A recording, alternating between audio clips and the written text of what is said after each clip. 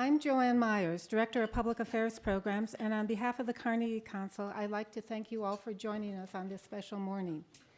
Our speaker is not only a good friend of the Carnegie Council, who has spoken here several times before, but his reputation as a renowned foreign policy analyst, former dean of the Kennedy School of Government, and as a respected and influential public servant precede him.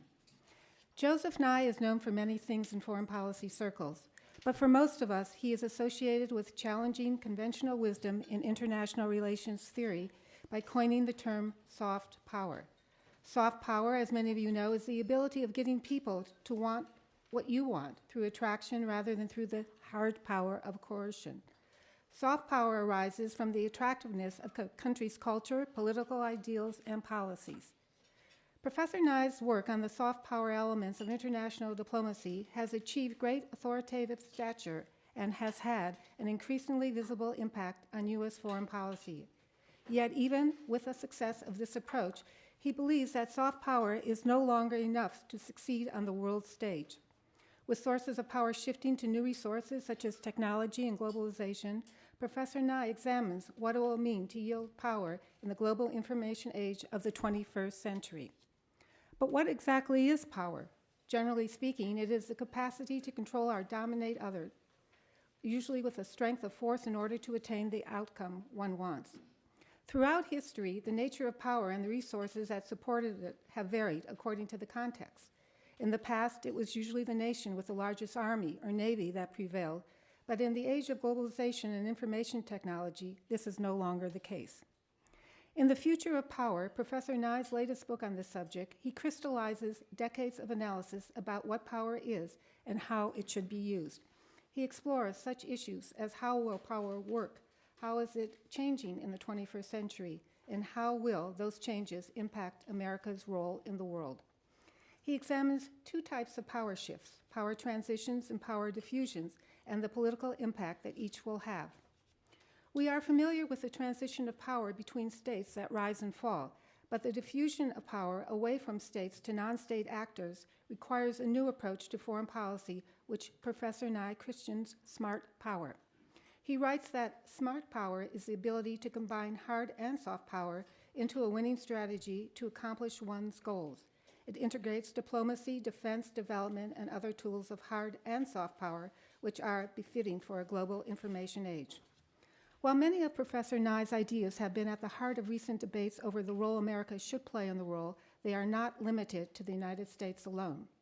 As he so eloquently explains, it may be far from obvious how we measure the balance of power going forward, or which strategy will be most effective for survival in this new environment. But even so, for me, one thing remains clear. When it comes to having the right person to steer us towards a new and needed debate about power politics, it's no secret who that person should be. Professor Nye understands world affairs. He has the insights and the experience to be that innovative someone we all should be paying attention to. In order to have that opportunity, please join me on this cold morning to give him a very warm welcome. Our guest this morning, Joe Nye.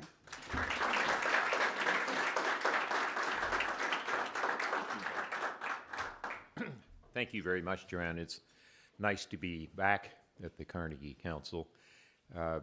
This organization over the years has produced the most thoughtful work on the role of ethics and morality in international affairs. Thoughtful meaning it doesn't just say do good, it says how can you do good.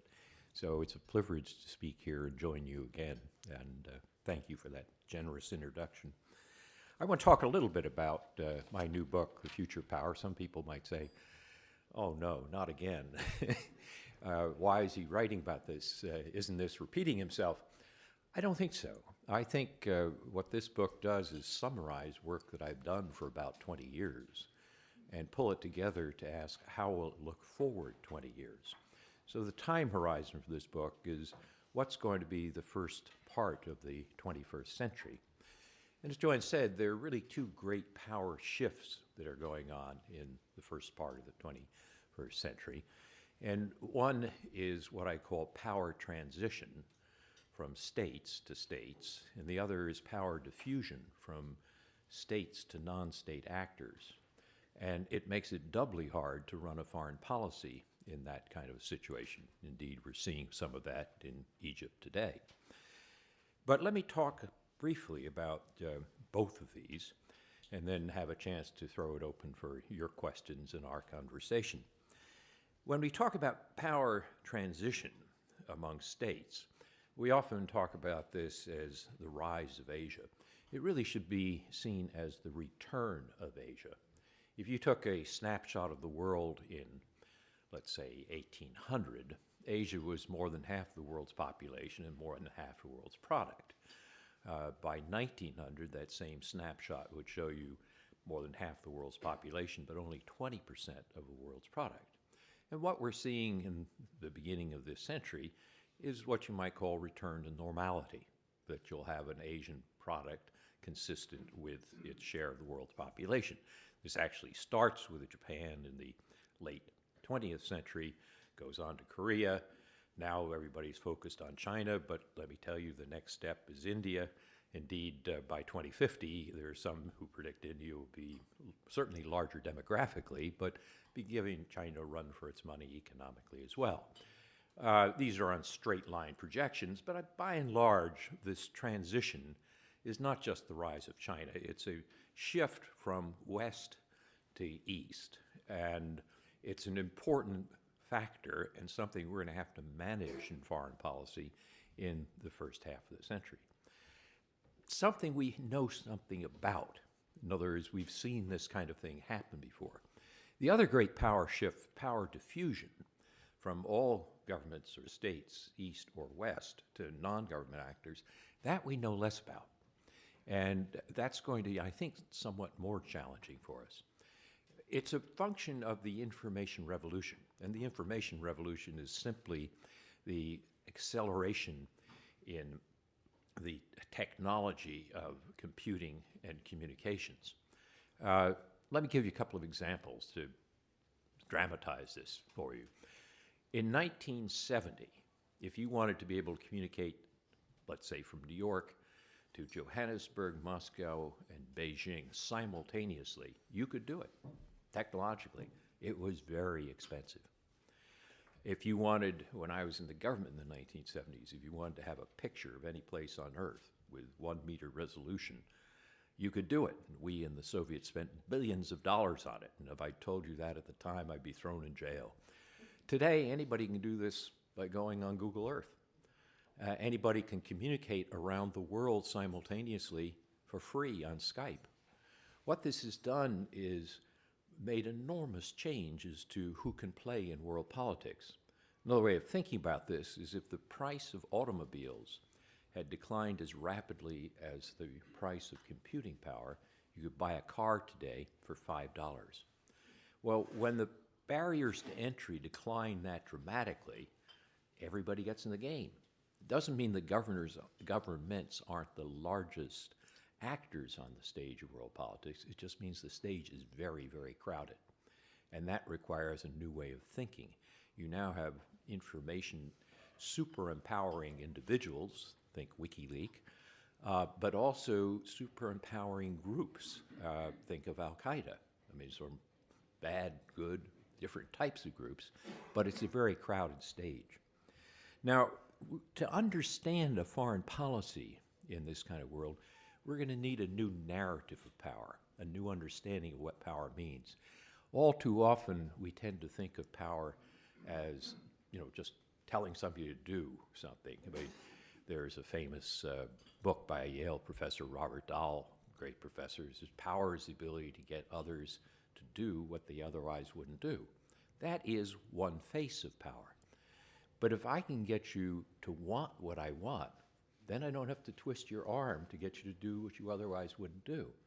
And too often, we conceptualize power in this simplistic way, just the so-called first face of power to make people do what they otherwise didn't do.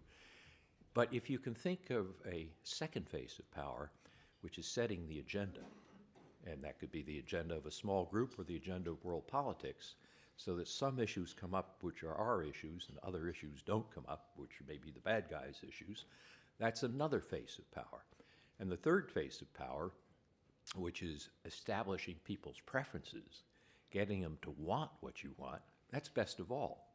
So in policy terms, we're going to have to think of how do we establish others' preferences, how do we set agendas, as well as how do we use hard power to twist arms when that is necessary. And too often in our discourse in this country, but elsewhere, we limit ourselves only to the first phase of power. Now, if the world is getting complex in the way I describe, the rise of the rest, meaning other states doing better, and the rise of non-state actors, then it's our ability to create networks, maintain alliances, organize institutions that are going to set agendas and are going to establish preferences. That soft power dimension has got to be a larger component of the mix of smart power. It's not that hard power doesn't matter, it matters very much, but the mix is different in an information age.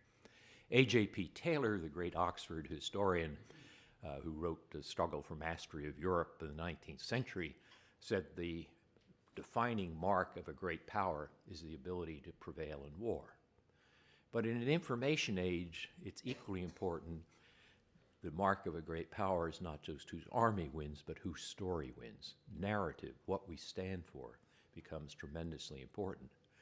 And running a foreign policy in these conditions is difficult. Again, to return to Egypt today, we have to deal with the government of Egypt. If we're concerned about preserving the independence and peace with Israel, if we're concerned about balancing Iranian power, you have to deal with the Egyptian government. They have the hard power. But in the streets is a civil society which is listening for our narrative, and these are the people of the future. And it's a very difficult way that we have to adjust policies so that we can do both at the same time. It's like walking on a tightrope, and as you can see, sometimes people wobble when they walk on tight ropes, and we've seen that in the last few weeks. But that requires this new narrative, this new understanding of power. And that's what I wrote this book about, which is to get Americans, but others, to think about power in a much more sophisticated way. Instead of this twisting arms, whose army is biggest wins, getting others to do what they otherwise wouldn't do. Yes, that's part of power, but it's not the whole of it. And an effective foreign policy has to look at all of these dimensions of power. Now, let me take a couple of words about this question of transition of power that I skipped over rather quickly at the beginning, and particularly the rise of China. Some people say, well, what difference does it make if China gets more powerful or if it passes the United States? And the answer is it can make a difference because it can lead to very bad policy decisions. If the Chinese, as they now believe, think the United States is in decline, they may suffer a certain hubris which makes them overly assertive, which makes it difficult for us to compromise with the Chinese, because when we compromise, they say, proves it, they're in decline. And we've seen some of that in the last year and a half of U.S.-China relations.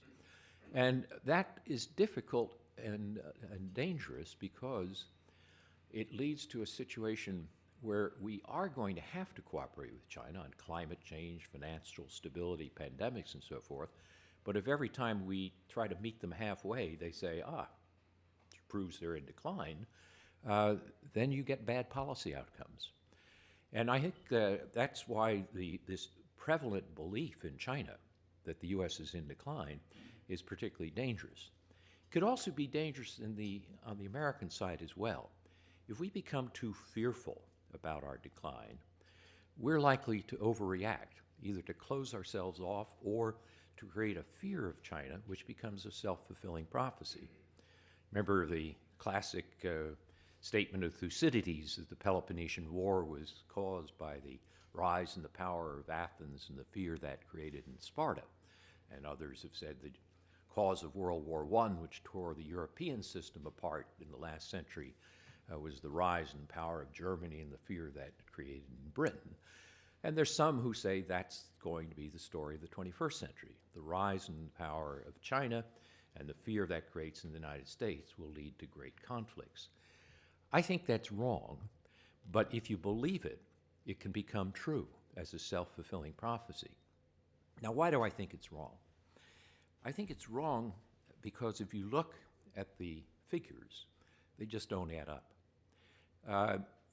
China, economically, in terms of economic power, and I have a whole chapter in the book on economic power as such, China is probably going to be equal to the United States in overall size of its GDP sometime in the 2020s.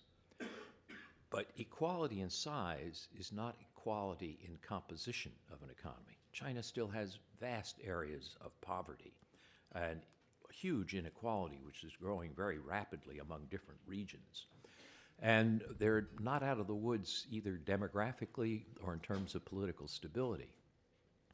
So when one looks at per capita income, which is a better measure of the sophistication of an economy, they're not going to equal the United States, if they do, until well into the century, 2040 or something of that sort. Now, why is that interesting?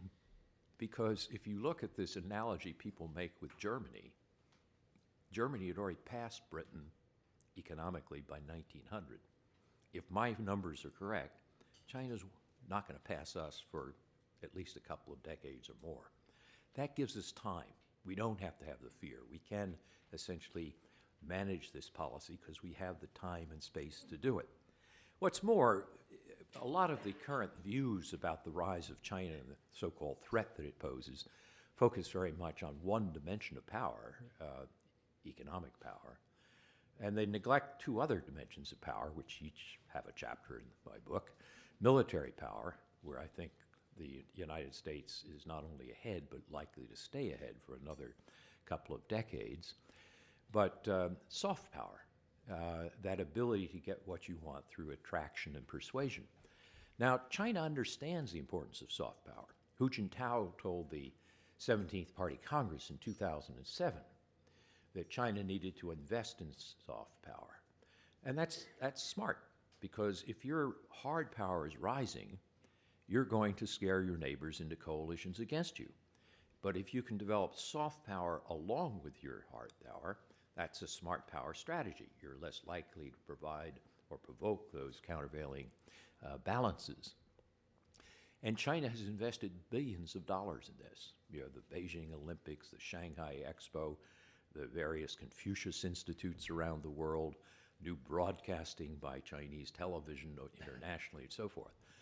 But they have a very hard time in projecting soft power because of their domestic political system. After all that investment, they go and lock up somebody like Liu Xiaobo, throw him in jail, and prevent him going for the Nobel Prize ceremony, and you just undercut that massive investment.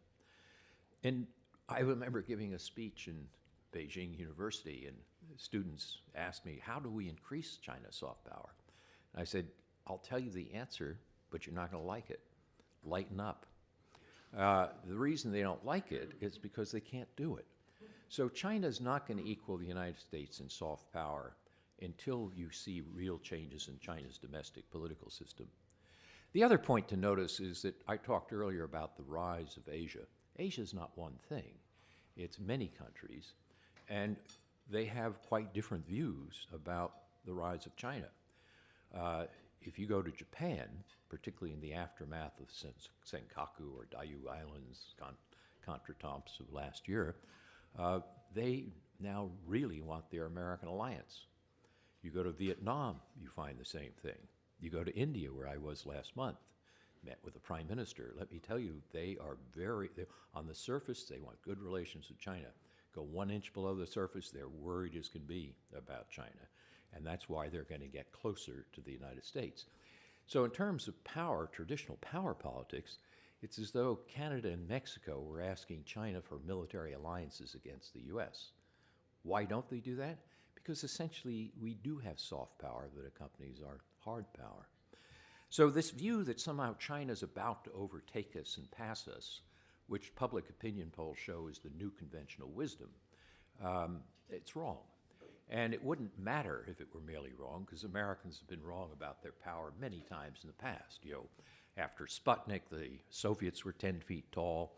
In the period of the Reagan deficits of the 80s, the Japanese became 10 feet tall. Today, after the 2008 financial crisis, the Chinese are 10 feet tall. We outgrow this. Tells you more about American psychology than about reality. But it's important to have a realistic assessment of power relations so that you avoid these twin errors of bad policy. One is Chinese hubris, pushing us so that we can't compromise with them, and the other is American fear, leading us to close ourselves off or to overreact to China. And that's why I think the kind of assessment that I've made in this book about a realistic appraisal of what's happening in power transition is particularly important for good policy. But to summarize this, or to bring it to a conclusion, I think we have to realize that power today in this century is distributed in what I call a metaphorical sense, like a three-dimensional chessboard. And on the top board of this three-dimensional game, the board of military power, the United States is the only superpower. It's the only country with the capacity to project military force globally. And I think that's going to remain true for another couple of decades. If you go to the middle board of economic relations between states, there the world is multipolar, and it has been for a couple of decades. This is the area where Europe can act as an entity, and sometimes does. And when Europe acts as an entity, it has an economy larger than that of the United States. They can balance American power. China, Japan also can balance American power. So economically, the world is multipolar, and that's not new. It's been that way for 20 years. If you go to the bottom board of transnational relations, things that cross borders outside the control of governments, everything from terrorism, everything from financial flows to climate change to pandemics, you name it, it makes no sense to call that unipolar or multipolar. Power is chaotically distributed. This is the area where these new non-state actors roam freely, if you would. And the only way you can deal with this area on the bottom board of this three-dimensional chess game is through cooperation, is basically through getting governments to work together, which makes us realize that it's not always just power over others, it's power with others that's important. And here the United States has some unique advantages. Our openness and our values allow us to create networks and institutions and maintain alliances in much better ways than others do. And that's going to be where we have to exercise this smart strategy of combining hard and soft power if we're going to have a sensible foreign policy for this new diffusion of power in the 21st century. So the rise of the rest, and particularly of Asia, the diffusion of power from governments to non-state actors are going to require us to become much more sophisticated in the way we think of what power is and to put a bigger mix of soft power into along with hard power, into the smart power mix if we're going to have a successful foreign policy. That's basically why I wrote the book. Whether we'll be able to do it or not, I don't know. Let's hope. But thank you for your attention, and I'd be interested in your questions.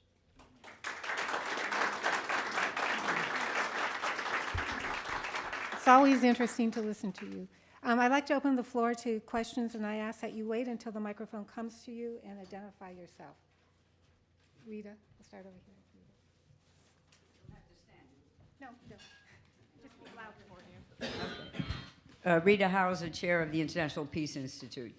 Joe, you painted a very nice optimistic picture, at least for the next decades. I hope it's so. But you missed talking about one area where I think the whole game is, and that's in education.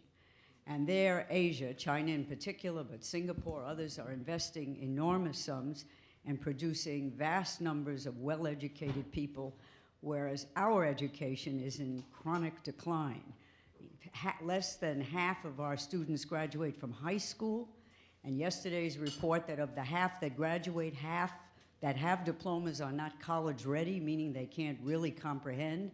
What do you imagine the future will be like, given the numbers that China, India, and so on are producing in the way of educated people? Well, it's a great question, Rita, and if I hadn't been constrained on time, I would have gone into this. There is a chapter in the book about the question, is America in decline, and what are some of the problems we face. The two things that worry me about the United States is the deficit, and the other is K-12 education. And higher education, we still are the world's leader by far. But on K-12, we are going to have to pull up our socks if we're going to be able to cope with this world. I think that has to be a priority. And the interesting thing, though, is that the Chinese have problems with their educational system as well. A Chinese woman who I talked to about this said, you know, my son goes to school all week, all day, and then on weekends he goes to a cram school. He has no time to play. There is no creativity in our educational system. In America, we have perhaps too much play, but we do have creativity. So I think the answer is China needs a bit more America in their educational system. We need a bit more China in our educational system. But we are going to have to pay much more attention and put a much higher priority on K-12. So I fully agree with you. Again, can we guarantee we'll do it? I don't know, but at least it's getting the attention that I think is beginning to get the attention that deserves. And with people like you and others pushing it, maybe we can move it forward.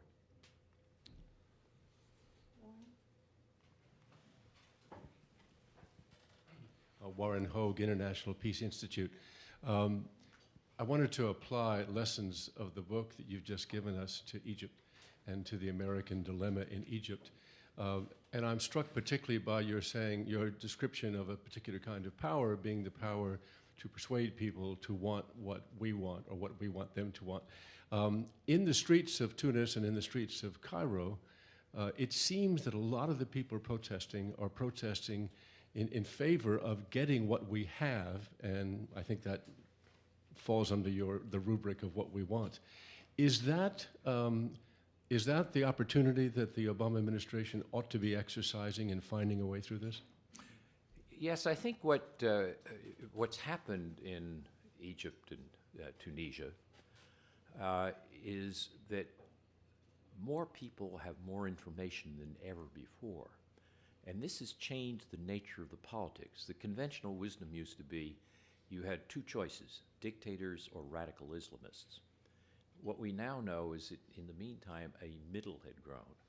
Now that middle has got lots of things in it, some good and some bad. But it's encouraging that there's a lot of good in that middle. David Pollock just did a very nice poll for the Washington Institute in which he surveyed Egyptian opinion, random sample, and he found that the Muslim Brotherhood commanded 15%, and the people who wanted a leader from the Muslim Brotherhood was 1%. So the fear that we had that this would be taken over by the Brotherhood is not fully justified. Now, in revolutionary situations, you can have a Kerensky who's followed by a Lenin, so we have to be very careful how we play this. And we need to essentially have two messages at the same time. One to the government, which still has power, their army matters, but the other is to the people in Tahrir Square. That's the future. And sort of short-run stability, which aligns us just with the government, is the enemy of long-run stability, in which our narrative attracts those people who will have more power in the future. And I think that's a hard act to pull off. I mean, to communicate you're communicating with another country, you have to communicate with the government and with the civil society simultaneously, and when they're at odds with each other, it's doubly hard. And that's the tightrope I referred to earlier. And you can understand why an administration, as it tries to walk its way down this tightrope, sometimes wobbles. And we've seen that wobbling in the last weeks. I think what we need to do is make sure that you have a constitutional framework. The answer isn't elections tomorrow. That's electocracy. But getting back to an unencumbered constitution and beginning to develop the civil society that has beneficial effects into organizations and parties so that you have meaningful elections. That should be our goal. Now, Hillary Clinton told the Munich Security Conference, where I was last weekend, that our goal was an orderly transition to democracy. That's a great way of summarizing it. Doing it is a lot harder.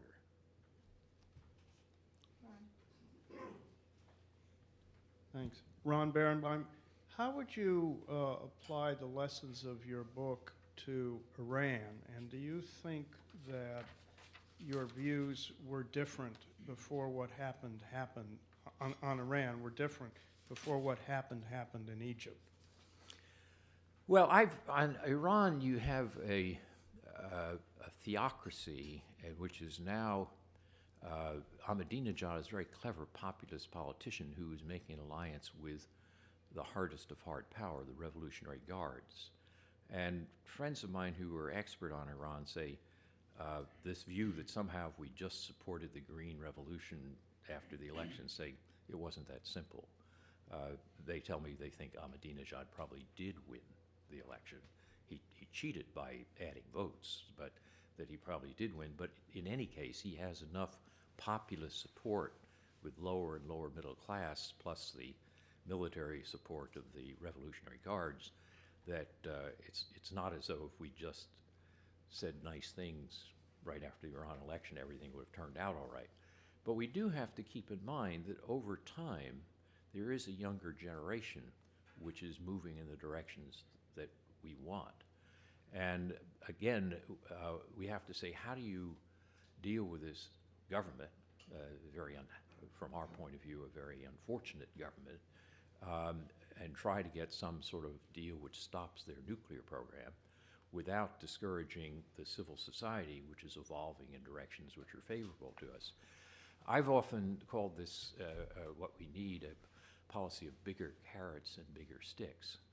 We've done bigger sticks in the form of sanctions. I haven't seen much in the form of bigger carrots. And so I don't think the policy has been as successful as it should be.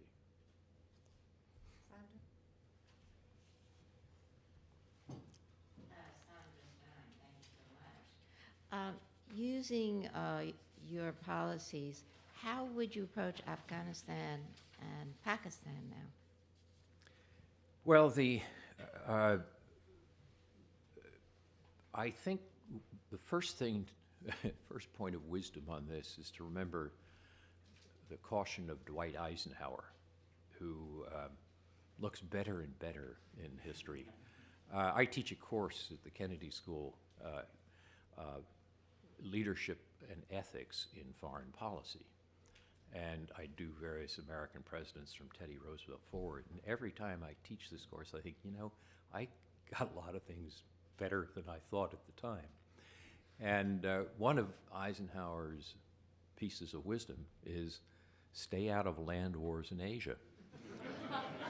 That's why we didn't go in after Dien Bien Phu, and why he stopped the Korean War.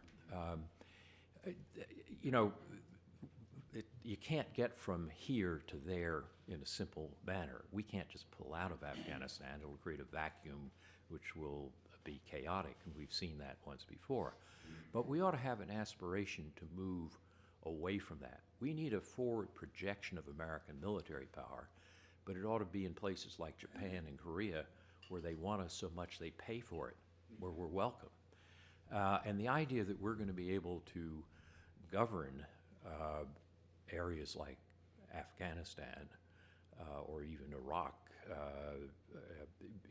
with American forces is just not commensurate with this diffusion of information in the modern age. So the question is, how do you get from here to there? And as I understand the strategy, it's sort of to build up, to build down, that by getting enough troops in that we can put the Taliban at a somewhat weaker position, we then would bargain for a political solution rather than a military solution. And the NATO agreement at Lisbon was that we would try to have a situation where the Afghans would be responsible for their security by 2014. I think you still will need to keep some American presence in Afghanistan, but it should not be a presence that tries to govern the country. It should be a presence that can do counterterrorism, help protect Kabul, prevent the whole thing from falling apart. But we should be aiming to in fact, and this is I think the official policy, to have Afghans taking over the security in 2014. We can't stay there and try to do a full-scale counterinsurgency, which creates a modern Afghan society or country in any reasonable time frame, and that's why I take us back to Eisenhower.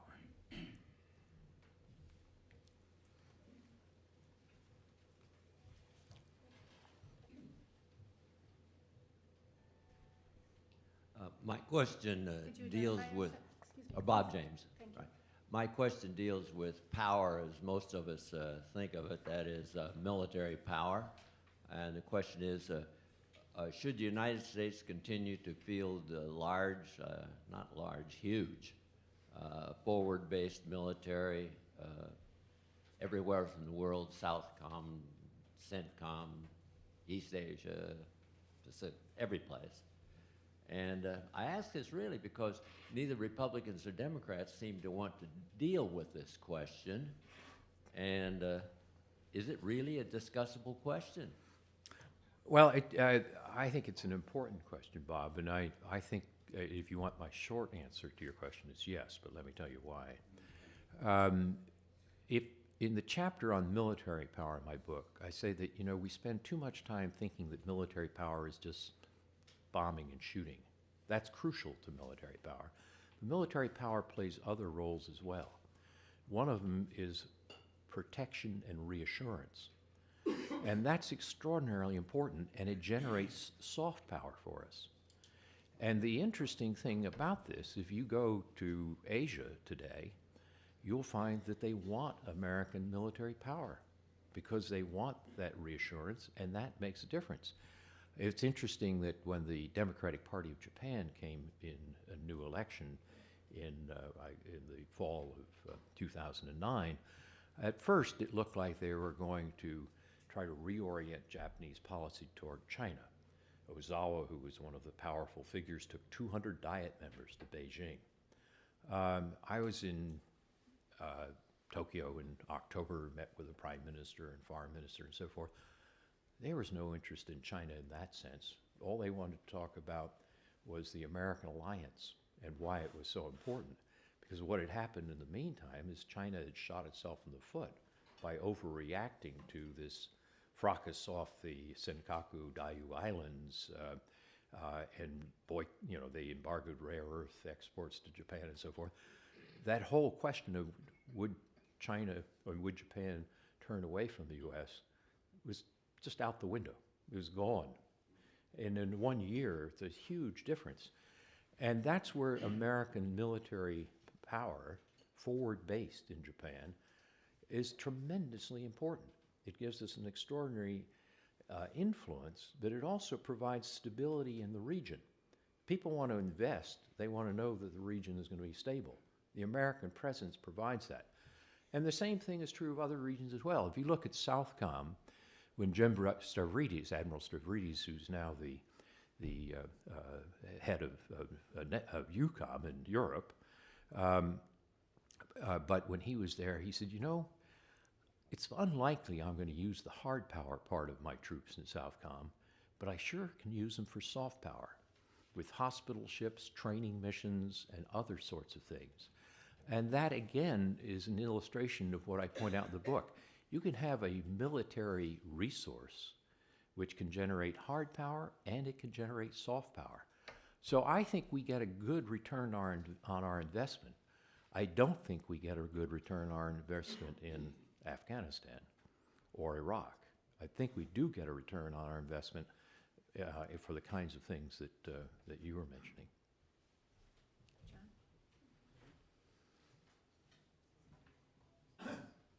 John Hirsch, well, first of all, thank you very much for your work. Since you've already addressed military power, I will ask you a different kind of question. There are a number of representatives here from missions of the United Nations, and you have not said anything yet about the United States policy through multilateral institutions and specifically the United Nations. So I wonder if you could, how does this three-dimensional chessboard play out in terms of America's role at the UN and through multilateral institutions? Well, again, I plead guilty to lack of time because I think the UN is tremendously important. It's the only universal international organization, and it is important in a number of ways. It helps to establish norms. It helps provide a framework in which people can discuss just about anything. The Security Council is often very important when there's an incipient crisis for being to step in. UN peacekeeping forces, over 100,000 around the world right now. The UN remains very important, but we also have to be realistic about the UN. It's very difficult to do some things in the UN because you have such a large body. And we saw this at Copenhagen. If you're negotiating at 190, it's very, very difficult. When you're negotiating with 3 people or 3 countries, you have 3 relationships. When you're negotiating with 10, you're up to the double digits. When you're negotiating at 100, you're in the many thousands of relationships. And Harlan Cleveland once had a nice phrase for this, in which he said, the problem of international governance is how do you get everybody into the act and still get action? And the answer to this that I describe in the last chapter of the book is that we have to see a multitude of institutions. Think of them more as concentric circles. The UN is the broadest circle, and it's very important. I remain a strong supporter of the UN. I'd like to see countries like India and Japan and Brazil on the Security Council. I think we do need this, though it's going to be hard to do. But we shouldn't think that we're going to negotiate climate change in the UN. There are about 8 countries that represent about 75% of greenhouse gases. The negotiations have to be between those countries. At some point, then you take it to the UNFCCC for legitimization, but you don't try to negotiate it in a setting like Copenhagen. So UN, yes, tremendously important for a number of reasons, but don't think that the UN is going to solve all these problems. Think of what the Europeans call variable geometry of institutions, and think of the UN as being an important part of that geometry, a crucial part of that geometry, but don't say take everything to the UN.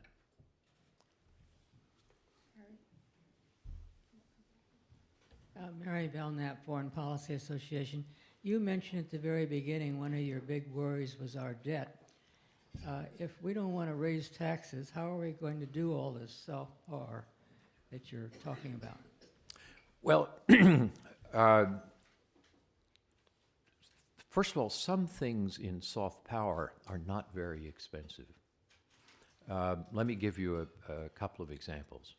When I was in the Pentagon, I was responsible for IMET, International Military Education and Training.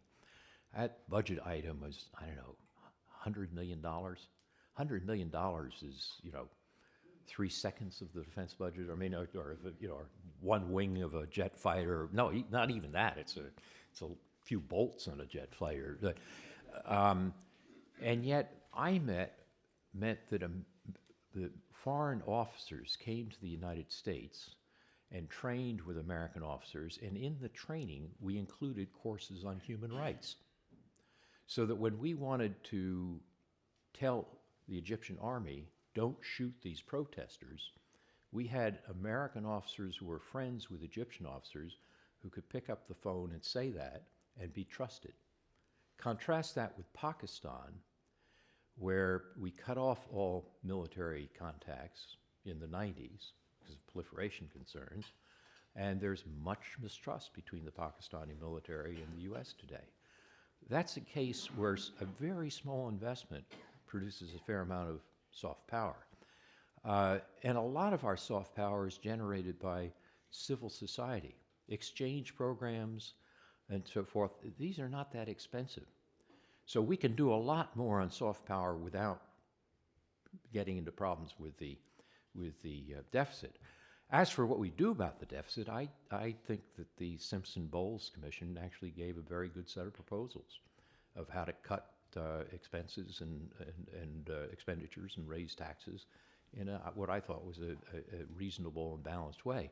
I don't think anything's going to happen until after the 2012 election, just because of the nature of politics, but I hope that it will become an issue in the 2012 election, which will lead to serious action on the deficit after 2012.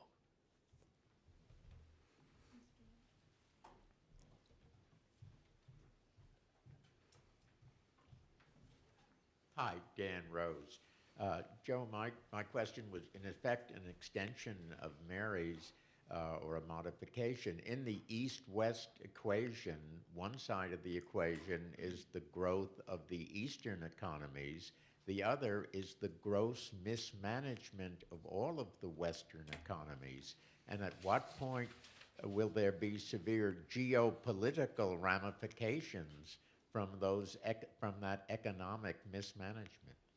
Well, I think we've already seen some of it. I think that the failure to manage financial markets in the first part of this past decade led to a disastrous collapse, both economically, but also a bad impact on American soft power. You know, we've been preaching to people about how good we were at this, and then we create a global crisis, and there are a lot of people saying, what? Why should we listen to you? And the fact that the Chinese came out of this Great Recession with 10% growth, and we were, well, at first at 2%, now at 3% growth, is one of the things that led a lot of Chinese to think that we were in decline and they were on the rise. So getting the American economy back on a stable growth path, it has got to be a top priority. And I think the Obama administration has tried to make that a top priority, but you keep getting interrupted by other things that you don't choose to have interrupt you. But I think your basic point is right, Dan, that successful management of our economy is going to be crucial. And we didn't do it that well in the last decade. On the other hand, can we do it? Well, you know, worth remembering, a little over a decade ago, we had a surplus. And it's also worth remembering that the World Economic Forum ranks the United States as the fourth most competitive economy in the world, after Singapore, Sweden, and Switzerland, I think, are the others. China's down around 27. So do we have the capacity to get this economy going again and to generate both the hard and soft power that we need? I think the answer is yes.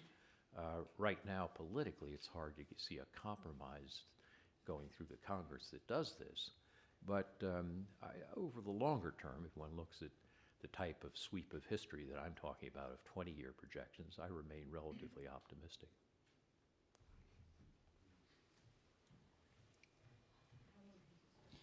Thank you, Peter Brezowski, Consul General of the Republic of Austria. Thank you for a very inspiring morning with a lot of food for thought.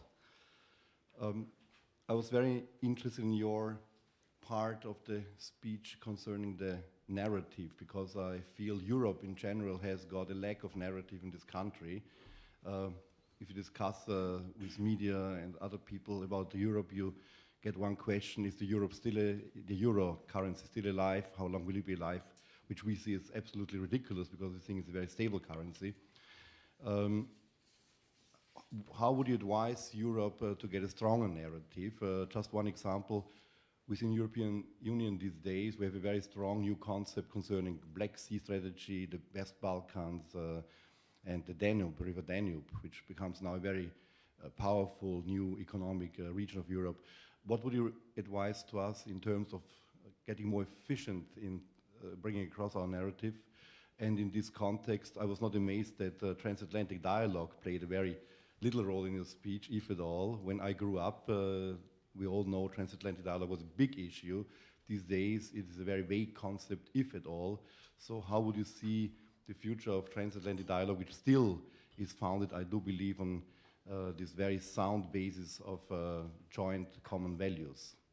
Well, right now, because of the problems in the Middle East and Asia, it's probably true that Hillary Clinton's inbox is less full of European traffic than Middle Eastern and Asian traffic, but Europeans ought to be pleased with that. It means that things are going well, not badly.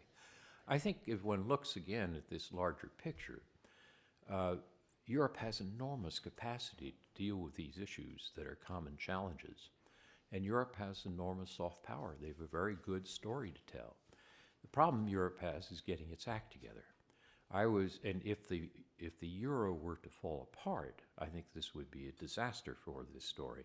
But I was very pleased to hear Angela Merkel last weekend tell us that this was not going to happen, that Germany had a deep political commitment, and that despite all the economic problems of managing the sovereign debt problems in Europe, that she was not going to see the euro fall apart on her watch. And I think that was shared by the other European speakers. But then the next step that Europe has to do is to get itself together for dealing with the Mediterranean and North Africa. This is your neighborhood. And yes, you've had the Barcelona initiative, but basically, you know, you give aid and you don't pay much attention and they do what they want to do and you don't do anything about it. You've got to set up a framework which is much tougher. Conditional aid, much more closely monitored. Just throwing money at it isn't going to do it. And in that sense, you can use European soft power effectively. Look at the way Brussels attracted the center of Europe after the Berlin Wall went down, attracted it to the West. There were those like John Mearsheimer at Chicago who wrote a famous article called Back to the Future. He said, now that the wall has fallen, we'll see the revival of classic balance of power politics in Europe. Germany will leave NATO, develop its own nuclear weapons, and there'll be a fight for who has alliances with which countries in Central Europe, just like the 1930s or the 19th century. Well, that's not the way it turned out. And one of the reasons it didn't turn out is because Brussels was a magnet. Brussels attracted, but also Brussels persuaded. It told countries, you want accession? Clean up your Human Rights Act. You want accession? Do real democracy, not phony democracy. And it worked. Now you've got to get your act together and do that for North Africa.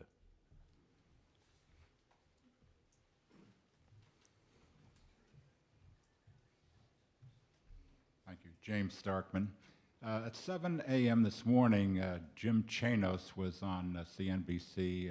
He is a notable fund manager and professional short seller, so he has a point of view.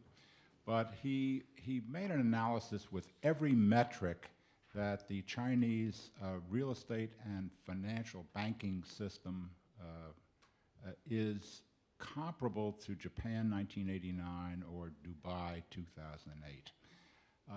For a moment, it's a hypothetical, but assuming he was correct, how would a bust in the real estate and banking system, in at least intermediate-term bust in China, affect the balance of power between China and the United States going forward? Well, I'm no expert on short-term market forecasting. If I were, I'd be a lot richer than I am, or a lot poorer. But I think there are reasons to be concerned about China. I mean, China has a housing bubble, and it also has a problem with inflation. And it also, you could solve some of this by revaluing the renminbi and putting up interest rates. But, you know, when we all talk about how China's government is so efficient, it can build high-speed rail, yeah, that's true because there are no property rights and you can displace peasants easily. But when it comes to upward valuation of the renminbi, they're blocked because the coastal industry and the local party bosses on the coast don't want the central bank to do it. So they have political problems, and if they can't deal with this, then then the inflation is going to increase, and there is some danger. I don't think, if I were making a short-term bet, I don't think that's going to happen. If it did happen, you could say, oh, that's good for the U.S. It shows the Chinese are bad, you know, with that, you know, that we're number one and so forth. That'd be very short-sighted. This isn't a positive-sum game, not a zero-sum game. A Chinese economy that grows rapidly produces demand in a world that still needs demand, and that includes in the United States. A collapse in China would be, I think, bad for us, not good for us. So the sort of the view that it's a zero-sum game, you might say, good. But the world economy is not a zero-sum game. And so I would not like to see this happen. I don't think it's going to happen, but it's not totally out of the question.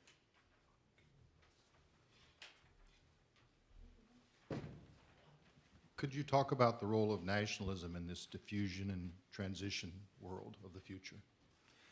Yeah, what happens is as people become, get more information and become socially mobilized, they don't develop a cosmopolitan identity. They look for a new identity. Their old identity is shaken. So they seize things to provide a new identity.